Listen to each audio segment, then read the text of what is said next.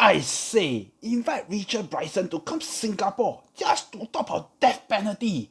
Wow, why don't you invite me? I'm cheaper.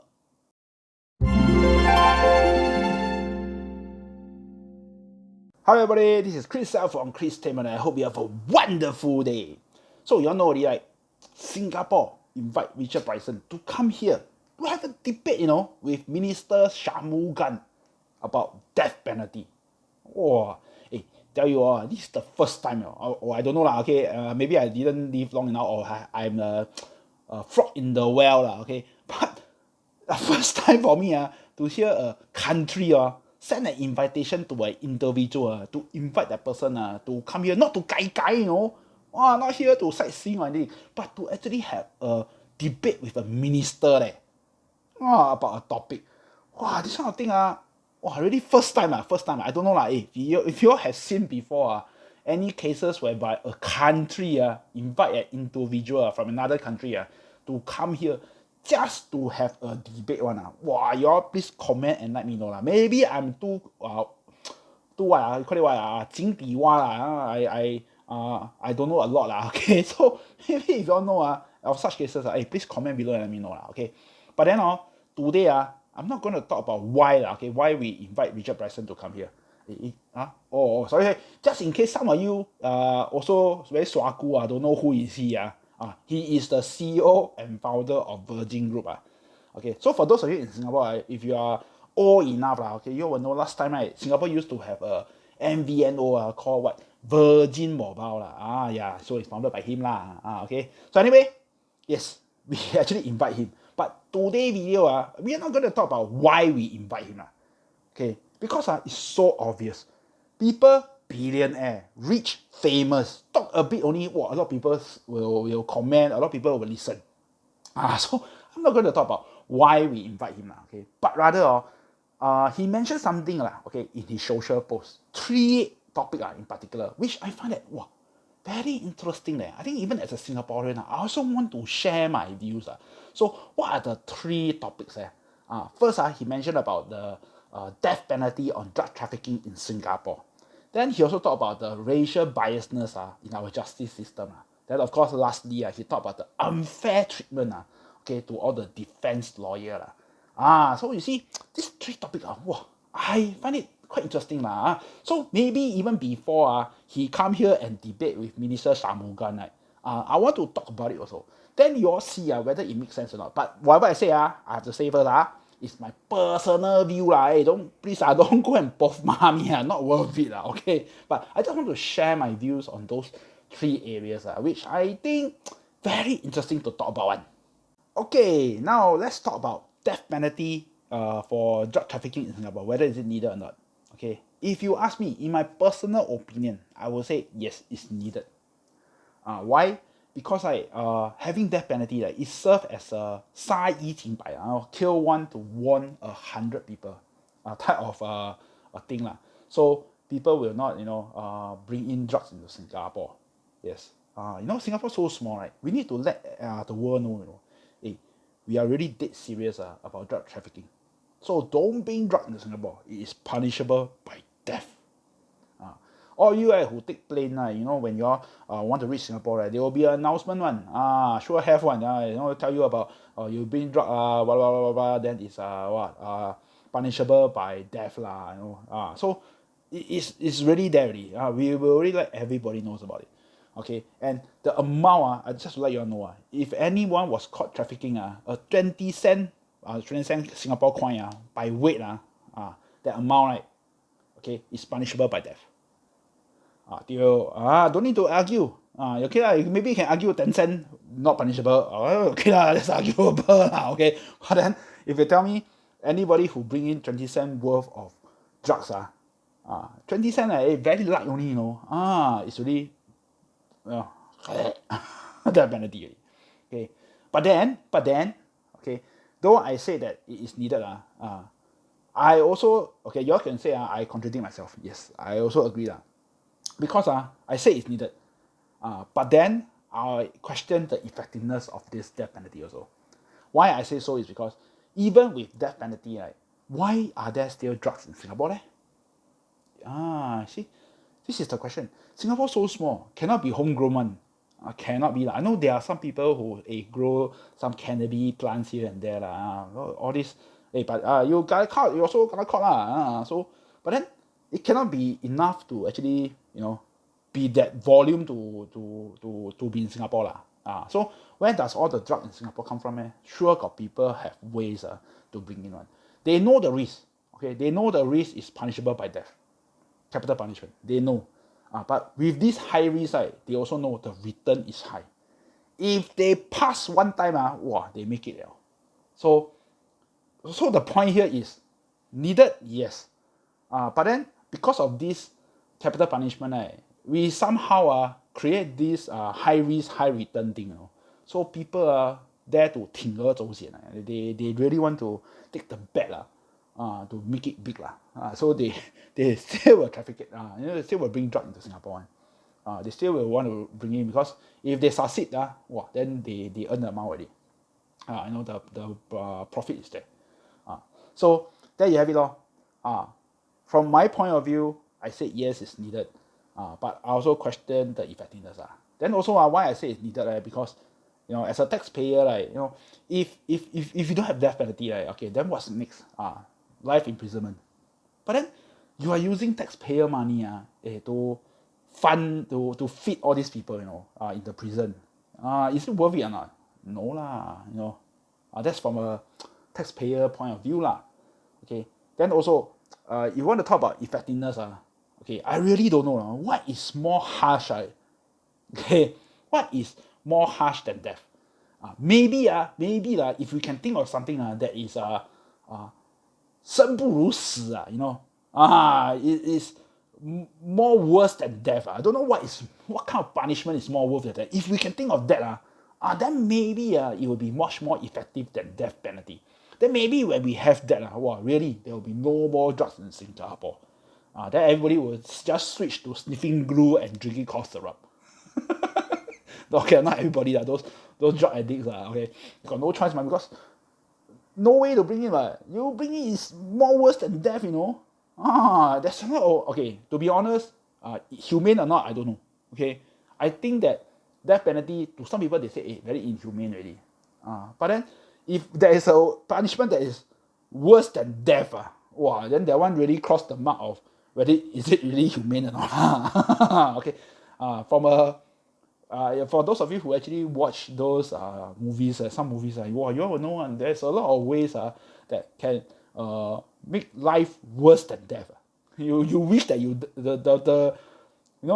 many movies you all will see that the person wish that they rather die than to suffer this. So there are ways to make it such that worse than death, but humane or not, I think that's the question. Okay, but without crossing that humane or not line, death penalty, I think is the worst already. You can't be anything worse than that already. But then with that, I still think it's still not that harsh enough to actually prevent people from bringing drugs into Singapore. Okay, but then when you don't have other means, this is the best way. You need to have it. But really, to have this is really to tell the world, Singapore may be a small country, but we are dead serious about drug trafficking. So don't bring drugs into Singapore. I think this is the message that this death penalty for drug trafficking in Singapore, right, is trying to bring across. It's really to tell the world that, hey, don't bring drugs in Singapore. We are dead serious about that. Okay, don't bring in. If you bring in, you gonna caught. You only got one outcome, and that is death. Okay, before we go into the racial biasness in the comment made by Richard Branson in his post, in our justice system, right, I want to talk about the third topic first, which is the unfair treatment of defense lawyer. Okay, personally, I think why people will say that there's unfair treatment of defense lawyer, right, is because there's this misalignment or misunderstanding about the role of a defense lawyer. Why I say that? Because unless you are a lawyer yourself, unless you're a defense lawyer, If not, I don't think most people will know lah. Okay, I myself am not a defense lawyer, but from someone who read about this okay, I can definitely tell you lah. Okay, if you watch a lot of movies, right, especially those Hong Kong movie in the past hour, whereby the bad guy do bad things already, then hire a lawyer to defend him, then the lawyer will from a bad person will make him into a good person type so okay, but I can tell you a defense lawyer, right, is not supposed to do that. You're surprised, right? Why I say that? Yes, really, a defense lawyer is not supposed to do that. A defense lawyer, right, is not supposed to prove someone who is wrong to be right. No, it's not going to change the black to white or white to black. That's not the objective. A defense lawyer, right, is to make sure that the person he is defending got the right sentence if he is guilty. Of course, if he's not guilty, right, okay, then there should not be any sentence to him. That is the purpose of a defense lawyer. A defense lawyer is not trying to twist the fact, No, if anybody were to think that a defense lawyer were to twist the fact, then it's not. In a court setting, right, definitely the prosecutor, right, will want to have maximum punishment, maximum sentence to the defendant. Then of course the defense lawyer will then have to in a way defend the defendant to say that why this set of sentence is too harsh.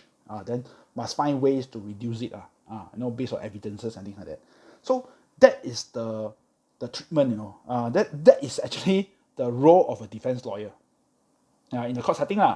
So whether you say there is a mistreatment or ill treatment on all the defense lawyer, I don't think so. It's just a debate. It's like much of a debate. See, prosecutor say that because of this doing, it must get this amount. Maybe say 15 years, 20 years or death penalty. Then of course the defense lawyer will say that, no, because of this only, it's not so serious. So maybe don't need a death penalty. Maybe this amount of years. So this is the debate. Whether got ill treatment or not, I don't think so we are all, I mean, from a a defense lawyer also is just doing his job. He's just doing his job. So if you say that is very mistreated, no I don't think so. Okay, so maybe what Richard Branson had mentioned about this mistreatment of defense lawyer, I don't think so Okay, if really have, then no one want to be a defense lawyer already like that. Especially for like in some cases whereby the person is so poor that cannot afford a defense side. Then sometimes we will assign by system, right, you will assign a lawyer to that person. Then if really who going to be a defense lawyer will kena mistreatment, then who want to be? No one want to take out the job already so I don't think so okay. But then having watched a lot of Hong Kong movie, I also cannot say that all defense lawyer, maybe I don't know but maybe I watched too much Hong Kong movie. My understanding of a defense lawyer is, they're bound to be one or two that don't follow this who really try to make white to black or black to white I don't know. But from the movie, it does seem that that's the image that we portray to a lot of defense lawyer. And from the movie, you also can see all the defense lawyer who really do this type of thing really make it big or make a lot of money you see all the Hong Kong movie all the defense lawyer for all the 黑社会老大 all the trade boss right, make big money that is why I think movie created this impression that if you defend against if you are a defense lawyer you tend to get a quite of very different point of view, or people will see you differently but then like I said a defense lawyer role is really to make sure that the person that he's defending got the right sentence or the right outcome that's pretty way got the right outcome. Okay, because like I say, if the person is guilty, then it's about getting the right statement, the right sentence, sorry, not statement, right sentence. But if the person is not guilty, then of course the defense lawyer is to be sure that he is not guilty so it is very important. The defense lawyer role is very important, and I don't think that there is unfair treatment, because they are all just doing their job. Okay, prosecutor, defense lawyer, they're all just doing their job. Even the judge is doing his job. And in this kind of setting, right, you 对事不对人 you focus on the matter and not on the person. So I don't think there's any ill treatment on the defense lawyer lah. Okay, now come to my favorite topic already. Okay, the racial biasness on the justice system lah. Okay, so MHA they make a statement. They say that no, our Singapore law is fair, and it will treat everyone equal lah. With regards to irregardless of your race, your nationality, your educational level, your financial status, blah blah blah blah blah lah. Okay, so yes, I do have to say that I agree to a certain extent that it has to be fair. Yeah, if it's not fair, then then how can there be a legal system that is not fair, right? So no racial biasness, I totally agree. But then, I just want to bring you guys to a case. I'm not too sure whether you all can remember. There's this NUS Peeping Tom case, and then at the end of the day, the guy got a so-called the sentence that is being given to that guy, the Peeping Tom, was not as heavy okay, because it was deemed that he has a promising future, promising future okay, because he's and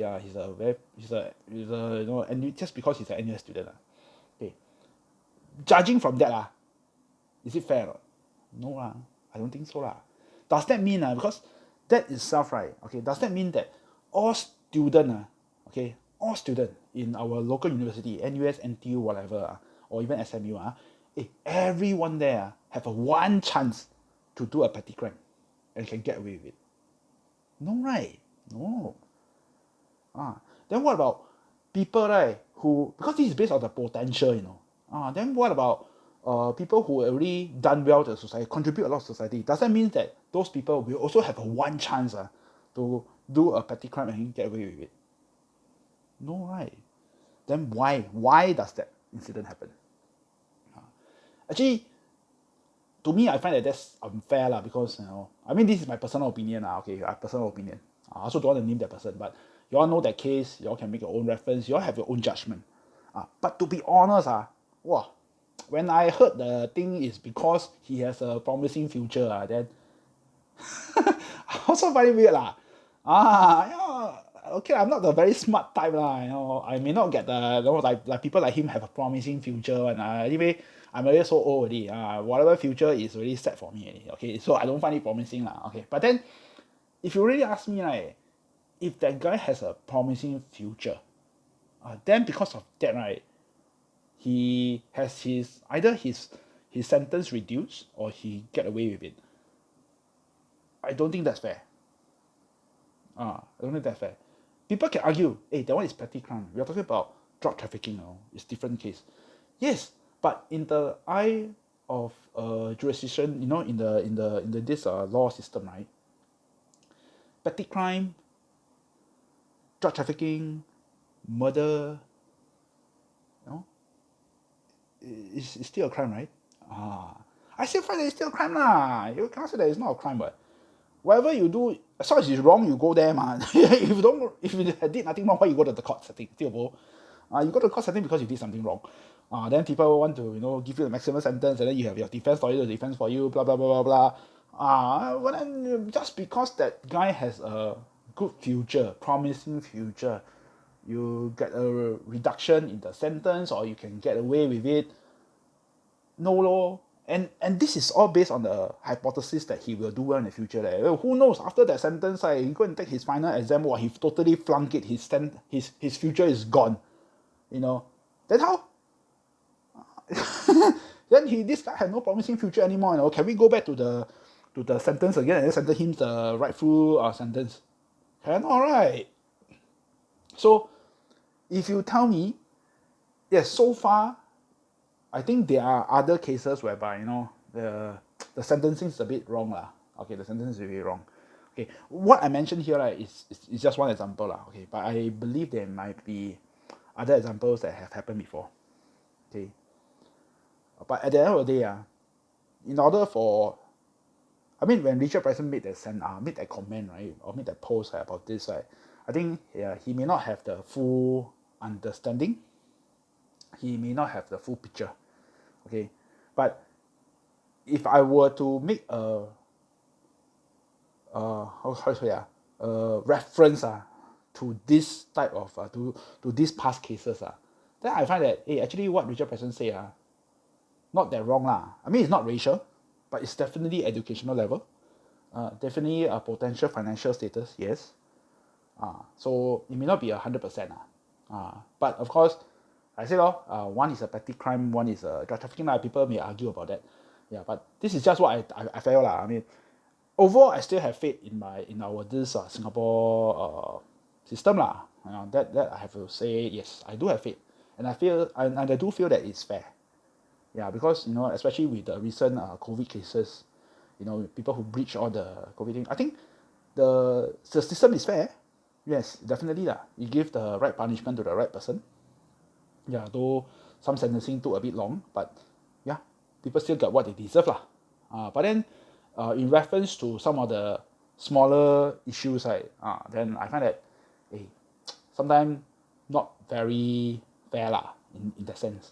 But if you were to on the large scale basis to measure this entire thing, I think okay I also say that yes, majority fair. Always, regardless of your nationality, I don't care who you are, in the eye of the law, you should get what you deserve what kind of punishment you deserve. But then at the end of the day, I still want to reference back to that small little petty crime thing, the Pipin Tom thing. Then I felt that you want to treat all don't just treat all the big crimes, the small petty crime also, but make sure it's fair then I think with that now nobody will ever make such comment one. Nobody dare to challenge Singapore system if once we can make sure that all is fair in the eye of the law Don't just because someone has a better future. If someone really have a better future, can commit a crime, I can tell you, a lot of people will make that as an excuse for them. That as a chance card, If you play Monopoly, you know what? There's this chance card, Everybody will take that chance to say that, hey, I have a bright future, I'm safe. I'm immune for at least one crime. Then they will do it already. Alright, that's it for this video. Okay, before I ask y'all still got enough battery or not, I need to let y'all know first. I'm running out of battery already. Okay, I can see the alert just pop up there. I have 5% of battery life left. Okay, 5%. So I'm gonna make it fast job. Okay, so you all know okay, I have no laptop already. So I'm now doing everything on my handphone. Okay, so my handphone battery is very important now. Okay, so anyway, for those of you who until this point of time, you watch the video until now, you still got battery, please help me do these 3 things, okay? Don't be paiseh, help me do these 3 things. 1, click the like button. Okay, after you click the like button, 2, go and click the subscribe button. After you click the subscribe button, you can click the bell button so that I can notify you whenever I have a new video. Okay, don't worry, all these things are not going to cost you anything, but it's going to mean a lot to me. Alright? Okay, so like I said, I'm running low on battery already. I don't know, 5% just now, maybe now 4 already or 3 already. Okay, I really don't know. Okay, anyway, that's the end of this video. Okay, so till my next video, everybody please stay safe. Okay, and this is Kriscell signing off.